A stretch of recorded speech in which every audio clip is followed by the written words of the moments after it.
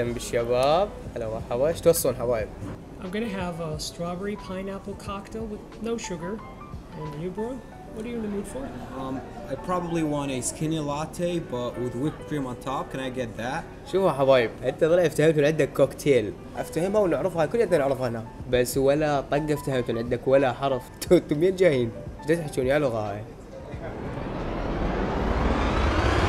يعني موقف صراحة لا أحسد عليه إن حطيت بيه، زين أنت هم تريد تنحط بهيج موقف مو بالله؟ الحل شنو؟ تطور إنجليزيتك وتشتغل عليها، بس الطريقة راح تكون مختلفة ويا نادي إنجليشرز.